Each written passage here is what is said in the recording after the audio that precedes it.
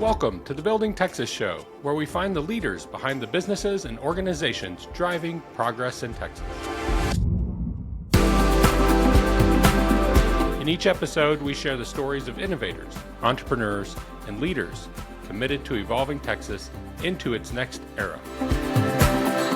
I'm your host, Justin McKenzie, your guide to help you think about how to engage in the movement and support building Texas across the entire state.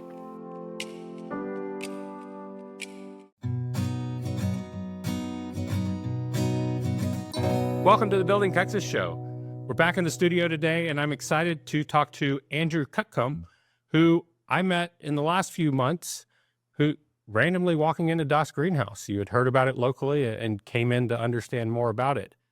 And that's exciting to me because Andrew comes from Puerto Rico, and he's here in Bernie for about a year with his family. And it's exciting to get to talk to somebody building an ecosystem in Puerto Rico, having built an ecosystem in Puerto Rico.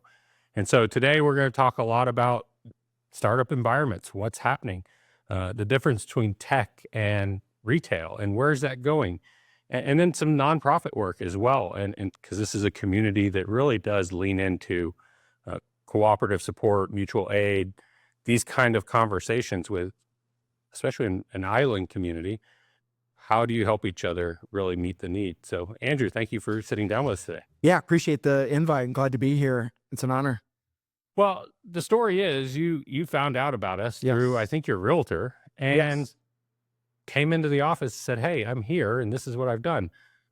Tell me, what is it that you did in Puerto Rico? Yeah, so I'm originally from Minnesota, but I had moved there 6 years ago. They have a unique tax incentive structure called Act 60, where essentially you pay 0% capital gains and 4% corporate tax.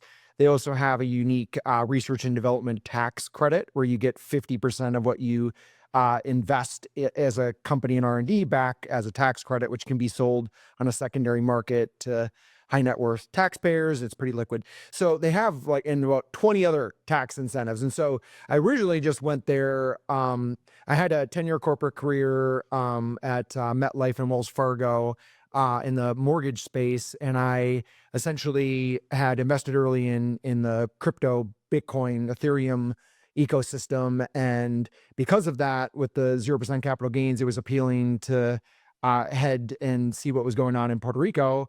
And, since arriving there, we essentially, with a partner, Brian, started an organization called Uncommon Entrepreneurs, because we had saw there was a need where those that had moved to the island needed to connect with either locals or those others that had moved for that incentive. And because they left their network to move to an island. And so we've been hosting events for the last 5 years. And a conference during the Puerto Rico Blockchain Week, the last 3. Next week, maybe when this comes out, it had just passed the current Puerto Rico Blockchain Week edition. And so, we essentially have, my partner Brian has worked at Invest Puerto Rico, which is similar to your Kendall County Economic Development Company. Yeah. They're, similarly structured organization down there to incentivize companies to move to the island and bring their talent and capital to hire locals and invest. And so as a result from that, we had this unique angle where we were kind of in the front seat to help economic development there through supporting a bunch of local incubators similar to Das Greenhouse. And so so we would host these curated events with all these entrepreneurs and investors, and have had 5,000 plus come over the last 5 years. And so we've, just been able to touch a lot of people. And so when I came up here, maybe just to give a little context, it was, kind of, as you put it offline, it was kind of like medical tourism. Yeah. My wife and I just had our first kid, and we used a local midwife organization called Living Waters, which was a blessing. Shout out to Naomi and Heather. And so we were around family here because her family lives here. And so it was just kind of like a blessing to be kind of in a more a place that provided a lot of stability in that transition. So it's been great. So I came in to meet you because after my realtor, I was like, what? This exists in this town of 20,000 people. This is crazy. And that's kind of where the story started with really getting to know you. So I've attended multiple of your events. I've been to your you run an organization called the Bernie Kendall County Angel Network that I've been to 3 or 4 events to, and have really, seen some different pitches and like met a bunch of the investors, and like there's real like successful individuals. That just shocked me that 45 minutes northwest of San Antonio there would be this level of activity. And so that's some context, I guess, with some shout outs that were well deserved. Like, I think the ecosystem, what you guys are building with Das Greenhouse is pretty impressive because, it's when you're an entrepreneur and you're starting a business, a lot of times, the advice you need is, buried in, paying a high level consultant a bunch of money you don't have, or taking from the wrong person that doesn't have the experience. And to have an organization like you who has, the right aligned incentives to introduce you to the right people and help you get from square one to where you want to go is such an important factor that's why we, have been supporting those types of organizations down there.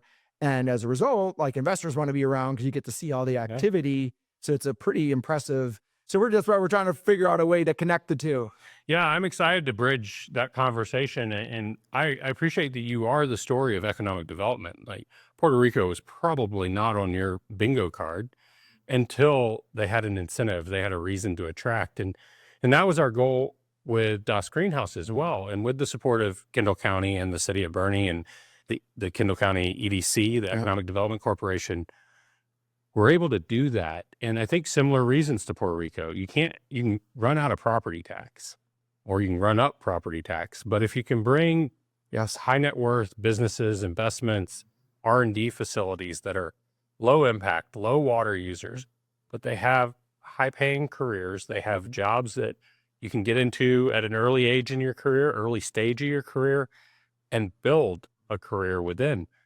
That was our vision. And we've got some great success stories, and the pitch events are really an opportunity for us to see what's happening around the state. But to have a role in it, and especially to represent rural, similar to, I think, Island, it brings different challenges, but I'm famous for saying innovation happens everywhere. We just have to have a place for it to collide. And so Das Greenhouse being open allows you and I to collide. And I'm really optimistic that we're going to be able to build a bridge between here and Puerto Rico and see your companies come pitch here and send our companies there to pitch and find incentives that benefit both communities. And maybe people that are going to listen, maybe who are on my side that don't know what's happening in this area with Hill Country. It's just like exploding with growth, like one of the fastest. And we're only an hour and a half from Austin, 45 from San Antonio. So it's this interesting like triangle, and it's just the people here are so friendly. Like they've been so welcoming, and just a really strong Christian community I've been impressed with, and just very accomplished people that I keep on meeting. That it's similar to what I found in Puerto Rico. Like it has this interesting nucleus of people from like, Peter Schiff types to John Lee Dumas types to, there's probably 10,000 that have moved there. And, to move somewhere, you've had to halfway across the world to an island, you've done something successful to justify a tax incentive. And it kind of feels that way here, where it's the lifestyle is so great, even though the commute might be somewhat of a distance. It's like, but the lifestyle is so great. It kind of, the school system, it's like the quality of life is a big piece of economic development. It's what's going to attract you. And, it's an interesting conversation because it is the balance of a sensitive historic heritage community that doesn't necessarily always want to see the growth, but they want the benefits of prosperity. They want their grandkids to be here. They want their kids, adult children, to come home and raise their family here so they can be close. So that's a challenge that we're trying to overcome. But I appreciate the kind words and the connection on the reason it exists is for those collisions to occur. And then there's a stickiness to the quality of life in our region that allows you to say, I want to build my headquarters here because my kids are going to go to Bernie ISD, or or the other great ISDs around here. And that's a big piece. And so economic development, it's not always a popular conversation, but it really is a necessary one, because the alternative to it is to do nothing. Yeah, so I've been listening to your podcast, and if you haven't, I would recommend going back in previous issues, those listening. But I catch this kind of thing that you're weaving, that if you don't control the economic development, it's gonna run you over, like maybe happened in Yeah. New Braunfels. Yeah, Yeah, and New Braunfels has the challenge of I-35, which is the busiest highway in the country, going through it, and it's got the rivers and great quality of life, but it has exploded. Yeah. And really in the last 5 years, post-COVID, the Texas Triangle has exploded. And that's where it ends up. It ends up on the major thoroughfares, and we have I-10 here. And so Interstate 10 runs out of San Antonio right into our community, and that makes it convenient. We're not far from Austin. We're not far from San Antonio, not far from Houston. And yeah, so Texas is having an economic renaissance. I think it's going to be interesting to find the balance. But ultimately, I talk about the kids a lot and say, well, how do we keep them here? How do we encourage them to have that career, to take that next step? When, I mean, similar to your island community, they only know what they've ever seen. Yeah. So how do you get in front of them with mentors, with other options? And when you have an influx of people that have been successful in technology and they want to build R&D facilities, now you've got kids getting into that, experiencing it, seeing it, knowing it exists. So I appreciate that we're aligned on a lot of those things. Blockchain Week in Puerto Rico, it's been happening over the years, and blockchain, AI, some of these things are still big, lofty ideas for a lot of people. But in your Blockchain Week, who's speaking? What are we going to hear? And where is that technology really having a modern application? Good question. I mean, the people that are presenting are usually founders of companies that have, different projects that with different niches within the ecosystem, but they, a central theme behind it is essentially the new opportunity with this technology is to essentially reduce middlemen and go more direct in payment opportunities to do business. And so some of the use cases are more allowing for better incentives. If you create content, it's pretty weighted for YouTube collecting most of the profits right now versus like who's actually bringing the value to the site. And so that's kind of an example of what is possible in the future, is to be able to reward people for being a part of an ecosystem through their contributions and through, I could get into some technical terms like DAOs,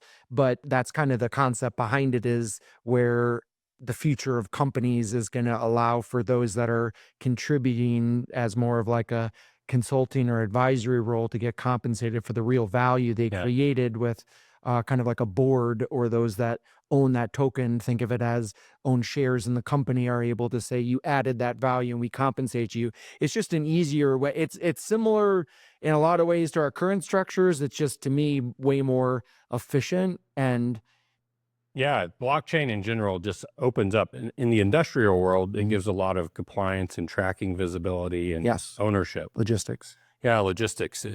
And then you bring it back to what you said around content creation. That's a whole new world that the economy is trying to figure out how to control. And turns out in that situation, if you have the money, you have the control, and the big corporations did that. YouTube is an example. A good San Antonio company, most people don't know. No. Yeah. But when you look at it, I see people here locally building alternatives to YouTube for censorship reasons. The story of Pepperbox is getting out there, and that does reward the creator in a bigger way, because that's who's creating the value. Yes. That creator, that technical team of technicians behind the creator, there's a lot that goes into value now that we didn't see 10 years ago. Yes. And our systems just don't know how to monetize yet. So a lot of people are out there saying, oh, I want to do this. You're giving them more pathways, more control, more ownership and equity going into the market. I like that idea. Yeah. And I still think it's very early days for blockchain.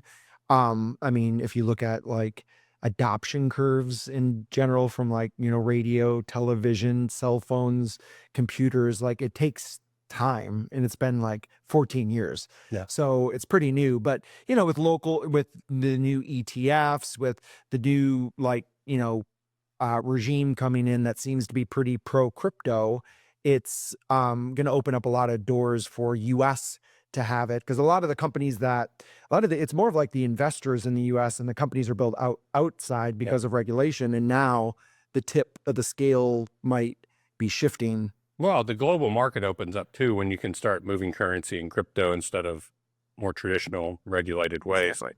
which is the danger of crypto. So you've had success with crypto. I'm one of these people that has the hindsight story of, oh, I wish I would have. $12 a coin. But when I look at crypto, a lot of people still don't understand it. And then we all hear the humorous story of, I have this hard drive with 150 coins on it, but I don't remember the password. And I know of at least one person here that has that reality. And that's tough. Crypto has kind of come out of nowhere, and it came into an immature market. Sure. It's matured. You've benefited. Yeah. What does that look like? How do you trust it? How do you see the world moving there? Well, it depends if you're a technical person or more tangible, like you need tangible outcomes. But if you're on the tech side of things, you trust the code.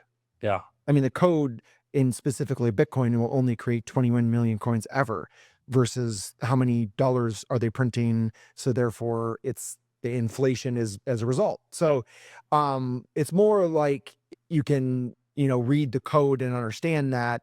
And so it's essentially, you don't need to trust a person. It allows you, I mean, the key differentiator is it allows you and me to do business without knowing or trusting each other, and know that I actually have the currency that I'm going to give you, and it's an equal exchange. Yeah. And that's never been possible without a third-party intermediary like a bank or governmental organization. Yeah. And so it's just the future. Like, how is that? Okay. How often are we actually using cash? Everything's online anyway. What's to say this? But what's going to happen is it's just going to be the underlying payment rails that everybody's using, in my opinion, that you're not even going to know it is blockchain. It's just going to be that, and you're just going to have better features that you didn't realize was possible because of the archaic Swift system that was put together. Yeah.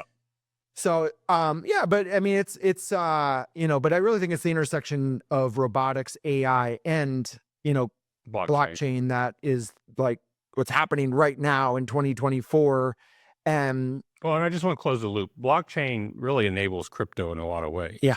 And so when we switch back and forth, blockchain is what keeps everything honest. It's the math, and there's the code that you're basing everything on.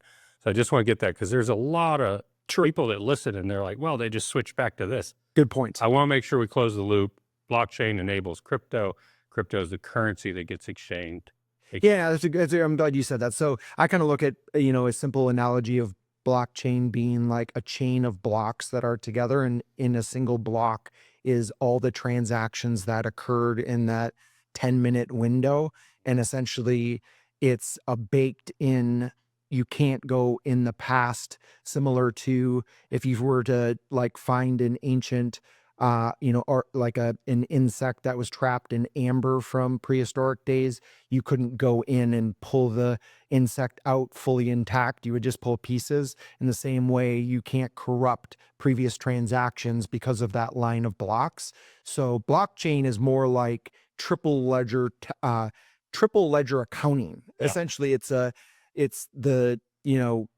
the third aspect to it is having a timestamp of when it occurred, that you can't go back in time and corrupt that the transaction actually happened, which is typically what the banking system successfully does, and what blockchain is more efficient with not needing that intermediary. And then it's the problem of cash. Yeah. Can you imagine a single dollar bill, what that blockchain would capture? Cash moves freely and quietly. There's no tracking. So that has its pros and cons too. Yes. So let's move from crypto, blockchain. Sure. Now you're saying tying in AI. Yes. You've got some interesting founders building great AI tools. Yes. And then the next is robotics. But let's stay in AI for a minute. We've talked to Crisis.ai in the past. What a great founder. And Michael Stewart was an early builder in AI. We have a mutual founder friend here locally in Bernie, David McGinnis, and newsworthy.ai is a great program coming on board and being scaled nationally right now that I'm excited to be a part of. Tell me about your AI experience. Where do you see it applying? I mean, everything. I mean, it's just like what I, especially with being in maybe a more rural area right now, it's like the same opportunity as if you're in a city. That's the part I don't think people fully are capturing. It's like, you don't have to go to Silicon Valley anymore to start a unicorn company, or you don't even need to have a unicorn company. You just need to create an AI agent that is a good in a certain vertical that makes 20 million a year with needing 1 and 2 employees. Like, you're like, why are you trying to chase $1 billion valuation when you can create cash flow that's automated? Like, there's so many use cases. And, specifically through one of my companies, Uncommon Ventures, we've invested in advised companies, specifically one of them, Elo GPT. The founder is based in Puerto Rico. And the concept behind it is essentially it's a AI technology used for call centers to help automate a lot of the processes and transcribe and organize the data from those calls, which I worked 10 years in call centers. And so I understand how difficult it is to do QA and sales, training and like accountability. And so it's just kind of like another level of allowing for more, sales and all that. But it's an example of like what's possible. And we went to a great event you invited me to, is a conference called Tech Block, or the organization was called that. Tech Block, and they put on Tech Fuel. Got it. And the Tech Fuel event was interesting. We sat through some AI panels. Yeah. And you learned a lot. I mean, that's something I've been impressed about, like, is I came with zero expectations of meeting, the quality entrepreneurs and people in the tech space here. And, and I've pleasantly surprised that there's a lot of open-minded people. I think it's more of a Texas thing probably. And yeah, so it's, I think there's just a lot of potential with AI, and it's really more automating parts of your business that you can replicate by hiring somebody overseas or a junior person to help you focus on what you're best at. If you're in sales, you just need to talk to prospects. So how do you automate the rest of the process of after the close and fulfillment, or the initial prospecting, as what we're doing on Elo? It's that process that like is going to, in the very near future, we're talking like 12 to 24 months. It's pretty massive, the impact. And you have the opportunity with what you're building here to help these companies. It's the equivalent of back in 2000, if a company hadn't started a website and they were like, well, I don't want to do transactions online. I don't trust it with my credit card. I get it. However, if you don't adopt it, you lose, and AI is going to be that. And so I'm glad to see, with this new administration, that they're open-minded to, keeping it in here versus outsourcing it to other places in the world, because it gives Americans a fighting chance to be the creators and capture the value that I think is going to happen. I encourage anyone watching to start thinking about prompt engineering. Yeah. The ability to ask AI to do something for you is a technical skill. And it really does take understanding the core foundational thing that you do, and then saying, where can I offload very controlled, little risk items? And so having the founder of Elo GPT here for the Tech Fuel conference was really a nice thing. When we talk about bridging the communities, you had reached out to me at Das Greenhouse to say, hey, could we put on an event? And I said, He was in town. Yeah, I would love to, but hey, I'm speaking at an event that will probably have a greater audience. And for that founder, we were able to make introductions and start conversations. And it was fun to see him and show him that the the first personal computer was invented. Yeah, San Data Antonio Point, right? Data Point. Yeah. And it's there on They had a great display museum we in the attended. SAMSAT. Yeah. So a guy named David Monroe Okay. puts that together, and that's his unit that's sitting in that case. And IEEE gives that recognition to San Antonio, and a lot of people forget that we're a technical town at one point in our history, and I still think today, in a lot of the work that happens here at Central Texas, we have the technical chops. It takes the ecosystem organizing to show investors, Yes. mentors, founders that, hey, you all exist here. Yes.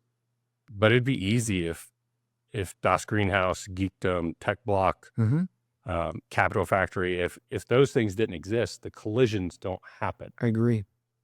And something I found in Puerto Rico, and getting back to the ecosystem part, is that sometimes each organization will isolate themselves and duplicate services and not work in cohesion with, for whatever motives, not really supporting to help that entrepreneur connect with the right people to get to where they want to go, realizing their success is only going to amplify the organization's success.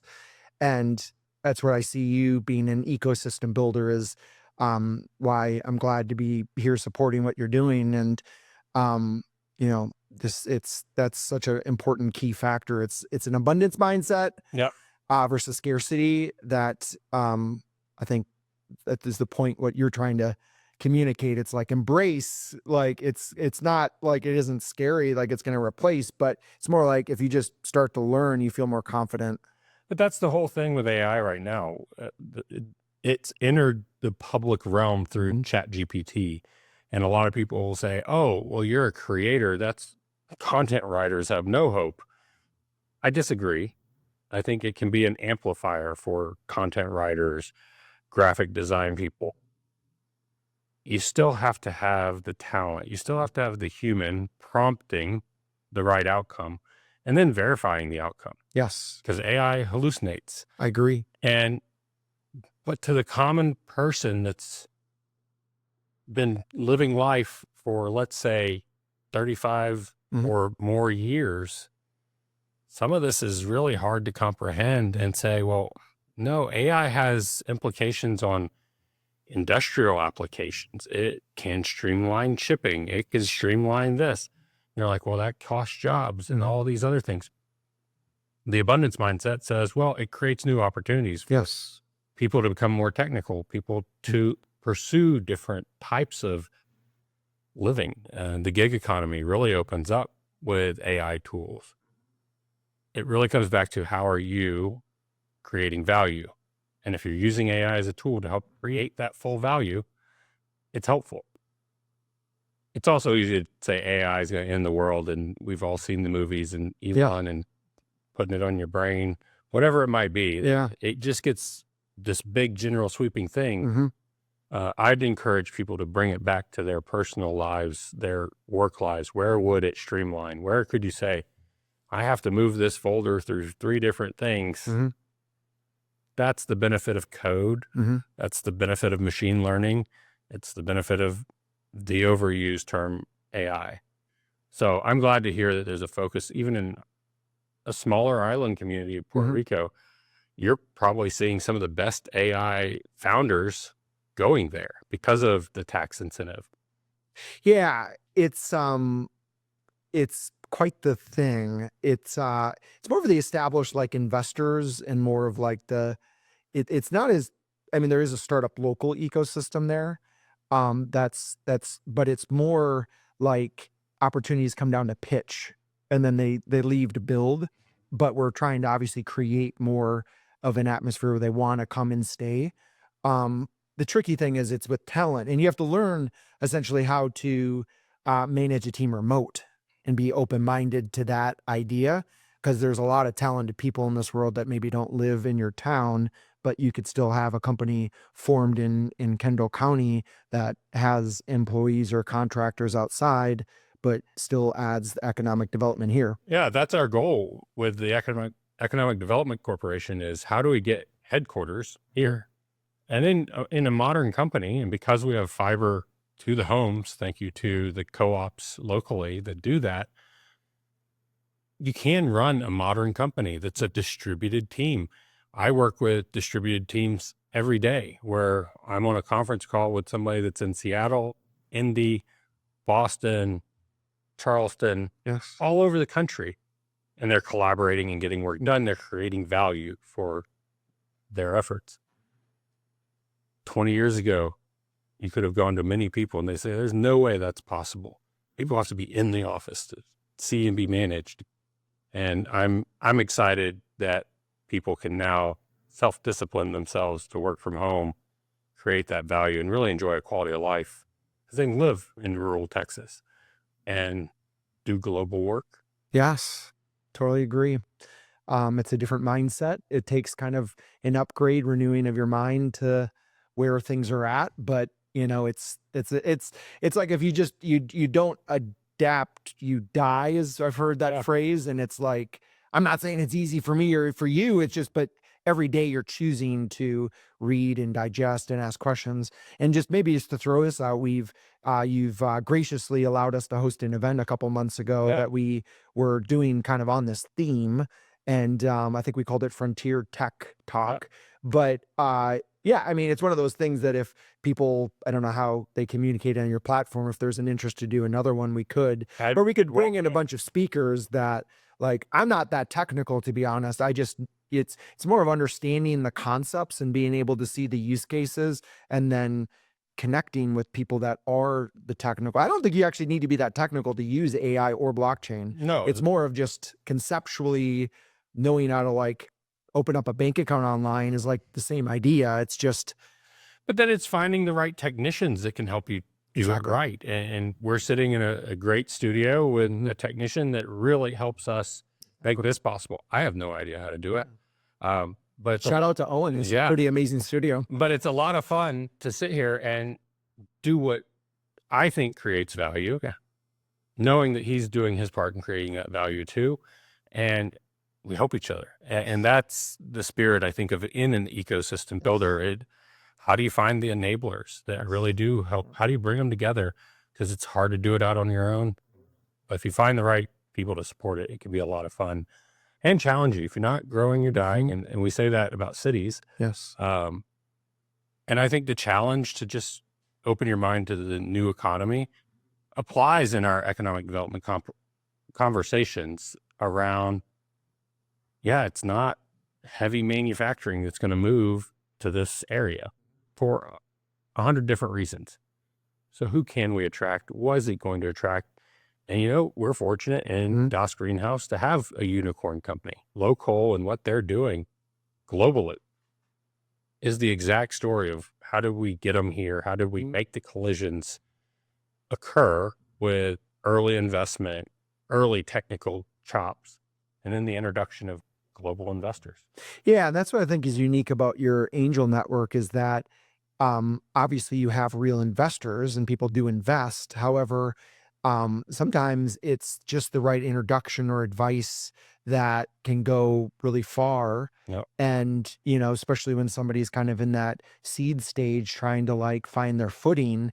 And, before you maybe pitch in front of a VC, why not get, feedback in a constructive way in a room to kind of prep yourself up by kind of, you gave that perspective last event I attended. And I think there's a lot, and that is how it works. I mean, at the end of the day, you have swings that they bat, but finding people that are authentic and that, want to invest more than just capital, but, is pretty key.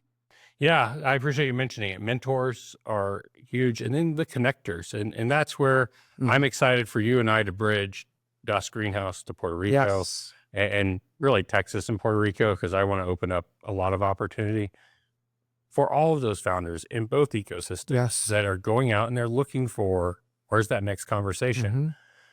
And I applaud those people that are out there educating the systems around them to say, hey, this is new and different, but we should really look at it. I mean, we talk about the creator community just locally between San Antonio and Austin and out where we are.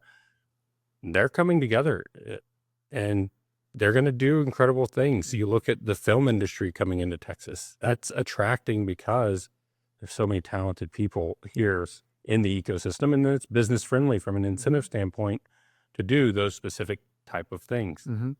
So I'm excited. I appreciate the conversation with you today. I think it really is a celebration of the people that are the drumbeat, the people that keep pushing these ideas, creating the events, creating the collisions that are and nonprofit support. Yeah, I appreciate you bringing nonprofits up. We didn't get to that because we talked about the others, but I encourage people to really think twice about nonprofits, because that is really, you don't build personal equity, you build equity towards the mission, and you're owned by a board, and you're really out doing good. That means you're fundraising. That means you're out in front of what I need. And sometimes that takes away from your mission. And you're using AI, you're using all of these tools that we've talked about in this conversation to support those smaller local nonprofits that need these technology upgrades. Tell me about that. So the site is donatepr.com, and essentially it's a platform similar to GoFundMe, but more targeted just for the local nonprofits in Puerto Rico. Essentially, the tax incentive in Puerto Rico requires a $5,000 or $10,000 a year donation to a local nonprofit that's gone through like certain scrutiny and on a list. And so in order to get on that list is kind of complicated. And so a lot of times, you told me you have a similar problem here where nonprofits, as they get going, it's similar to startups where they don't have a proper board, they don't have the proper financing, they have a strong leader that probably has the right mission, but is kind of not knowing how to put all the pieces together. And obviously if they did, they'd make more impact locally. The matching grants and all of the things that come along with fundraising. So there's a concept called mutual aid societies that had been pretty prevalent like 100 years ago. Maybe the term isn't as used these days, but it's that idea of like seeing where the needs in the community are missing and helping to fill that with different nonprofit support. And so that's essentially what the website's meant to do. And so we launched, it's called Community Builder PR under Donate PR, which is essentially a fiscal sponsor for a bunch of these kind of newer nonprofits to help them with fundraising and support and structuring their nonprofit. And so it's kind of like almost like a fund of funds that in a small way, like United Way, but more like the money going to the nonprofits. And so, yeah, I mean, but we were talking offline on how do you implement something like that here to provide that type of support. And it actually goes hand in hand with the, startup side of it. And it's not trying to be just give a handout. It's a hand up is what with technology, they a lot of times need that type of like support that can be provided. Yeah, no, it's a challenge, and they're all looking for that mutual aid. Like, how do I get my website up? How do I afford the attorneys to do the paperwork so that I know I can operate? And if you can reduce that barrier in a positive way, that doesn't make it easy for bad actors, but you go through the scrutiny, you help them and guide them. Now you're going to find stronger nonprofits that put more towards the mission, and the fundraising becomes part of it, but it's a lot of a time save in that learning curve of really launching a startup or a startup nonprofit. Agreed. So I will look forward to learning more about that. And I think that's something that well, come down to Puerto Rico. I'm trying. It would be a great opportunity to go to Puerto Rico. And I appreciate the invitation to build that bridge and for Elo to be here and to talk about, hey, how can we make that a story? It really is. And it's not only Puerto Rico. I'm working in Scotland. We're working with Hawaii Community College and a veteran program that is tied back to Clemson. We're working in so many avenues globally. Is there a Japan connection? Yeah, there's a huge connection into Japan and their economic development back into Texas through joint ventures. So that's what's fun. The world gets a lot smaller when you're on this mission and you find that there's other people around the world doing the same thing in 100 different ways. But it's all that mutual aid kind of conversation that I can appreciate. We're all looking for how do we enable our communities to Yeah. to meet the times. I appreciate what you're doing. It's inspiring, and excited to be in this community. My wife and I felt very accepted, and just it's if you haven't checked out Das Greenhouse, I don't know what you're waiting for. Yeah. It's pretty amazing support, and so yeah, appreciate the time. All right, Andrew. Well, it's been great to learn more about what you do, what is happening in Puerto Rico, and how it applies to Texas. Because I do think, as we're talking about building Texas, it is tying into those communities that are looking for growth and support and doing some of the same things. And we can learn from you as you can learn from us. Yeah. I appreciate that we'll get to do that for a long Yes. time in the future. If you'd like to find more about what's going on in Puerto Rico and what Andrew's up to, where would we find you? You can go to uncommonentrepreneurs.com, and or you can go, follow me personally at drew.uncommon. And then for Das Greenhouse, we talked a lot about Das Greenhouse today. It's dasgreenhouse.org. And because of our German roots, I have to spell it out. It's DASGREENHAUS.org. And dasgreenhouse.org is similar to what you're doing. And I appreciate that we're going to celebrate that. Yeah. Appreciate the time. Thank you.